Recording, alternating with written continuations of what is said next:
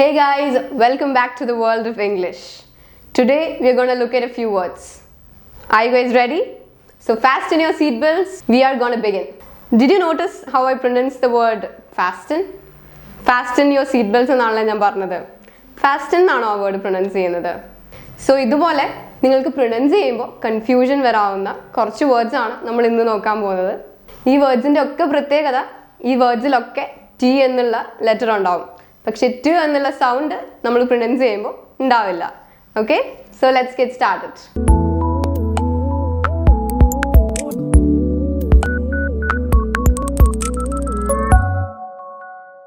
So as I said, the first word was fasten. F-A-S-T-E-N. This means to close up something securely. So this word എങ്ങനെയാ സെന്റൻസിൽ use ചെയ്യുന്നത് നോക്കാം. The first sentence is, the driver advised us to fasten our seat belts.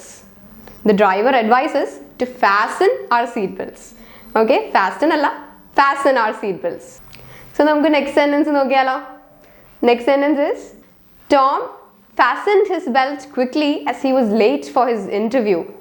ഇന്റർവ്യൂവിന് പോകാൻ late ആയതുകൊണ്ട് Tom വേഗത്തിൽ belt എടുത്തിട്ടു എന്നാണ്. Okay, ഒരു എക്സാമ്പിൾ കൂടെ നോക്കിയാലോ. The air hostess told all her passengers to fasten their seat belts before the take off. So ഇവിടെ പറയുന്നത് ഇത്രയേ ഉള്ളൂ. ടേക്ക് ഓഫിന് മുമ്പ് എല്ലാ പാസഞ്ചേഴ്സിനോടും സീറ്റ് ബെൽറ്റ്സ് ഇടാൻ എയർ ഹോസ്റ്റസ് പറഞ്ഞു. So that was our first word, fasten. നമുക്ക് നെക്സ്റ്റ് വേർഡ് നോക്കിയാലോ. The next word is often. O-F-T-E-N. So ഈ വേർഡിനൊരു പ്രത്യേകത ഉണ്ട്. ഈ വേർഡ് അമേരിക്കൻ ഇംഗ്ലീഷിൽ ഓഫൻ എന്നും പ്രൊനൗൺസ് ചെയ്യാറുണ്ട്. ബട്ട് ബ്രിട്ടീഷ് ഇംഗ്ലീഷിൽ ഇതിനെ ഓഫൻ എന്നാണ് പ്രൊനൗൺസ് ചെയ്യുന്നത്. നമ്മൾ ഇന്ത്യൻസ് യൂഷ്വലി ബ്രിട്ടീഷ് ഇംഗ്ലീഷ് ആണ് ഫോളോ ചെയ്യുന്നത് കേട്ടോ. സോ അതുകൊണ്ട് നമുക്ക് ഈ വേർഡ് ഓഫൻ എന്ന് തന്നെ പ്രൊനൗൺസ് ചെയ്യാം. So let's look how we use it in sentences. The first sentence is, the restaurant is often too busy. റെസ്റ്റോറൻറ്റിൽ മിക്കപ്പോഴും തിരക്കാണ് എന്ന്. ഓക്കെ, നമുക്കൊരു എക്സാമ്പിൾ കൂടെ നോക്കാം. They are often late to school. അവർ മിക്കവാറും സ്കൂളിൽ ലേറ്റ് ആയിട്ടാണ് വരാറ് എന്ന്. ഒരെണ്ണം കൂടി നോക്കാം. I often play tennis after school. School കഴിഞ്ഞിട്ട് ഞാൻ മിക്കപ്പോഴും ടെന്നീസ് കളിക്കാറുണ്ട് എന്ന്. One more example, I come here often. ഞാൻ മിക്കപ്പോഴും ഇവിടെ വരാറുണ്ട് എന്ന്. Okay, so that was the second word, often. O-F-T-E-N, often. Okay, now let's move on to the third one, Christmas. പുതിയ വേർഡല്ല അല്ലേ, ക്രിസ്മസിൽ നമ്മൾ എല്ലാവരും എപ്പോഴും യൂസ് ചെയ്യുന്നതാണ്. It is the birthday of Christ. ക്രൈസ്റ്റിൻ്റെ ബർത്ത്ഡേ ആയതുകൊണ്ട് തന്നെ ക്രൈസ്റ്റ് എന്നുള്ളത് കൊണ്ട് നമ്മൾ ക്രിസ്മസ് എന്ന് യൂസ് ചെയ്യാറുണ്ട്. But that's wrong. ക്രിസ്മസ് എന്നല്ല, ക്രിസ്മസ്. ആ വേർഡിൽ ടി സൈലൻ്റ് ആണ്. Okay, so let's look how to use it in sentences. Let's celebrate Christmas at my house this year. ഈ വർഷം ക്രിസ്മസ് എൻ്റെ വീട്ടിൽ സെലിബ്രേറ്റ് ചെയ്യാമെന്ന്. Another example, Christmas is my favorite time of the year. എനിക്ക് വർഷത്തിലെ ഏറ്റവും ഇഷ്ടമുള്ള സീസൺ ക്രിസ്മസ് സീസൺ ആണ് എന്നാണ്. Another example, wish you a very merry Christmas. Christmas, Christmas അല്ല, Christmas. So that was our third word. നമുക്ക് ഫോർത്തിലേക്ക് പോവാം. Mortgage. M-O-R-T-G-A-G-E. Mortgage.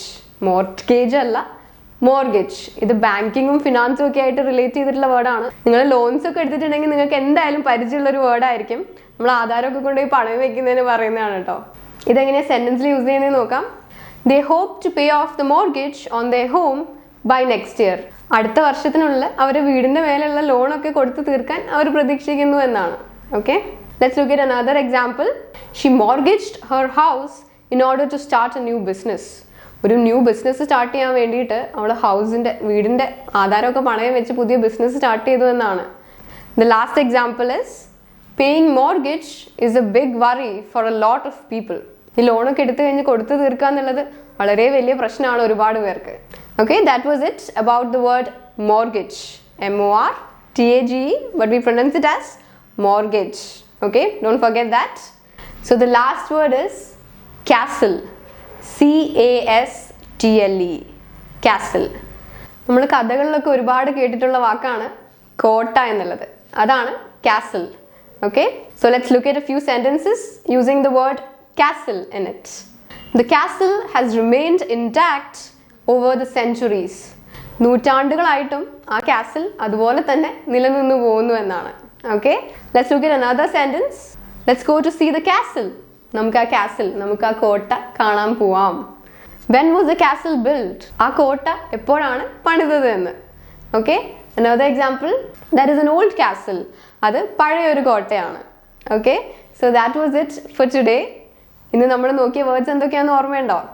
So first word was fasten, and then we learned often, and it was Christmas, and then we learned the word mortgage, and at last we learned the word castle.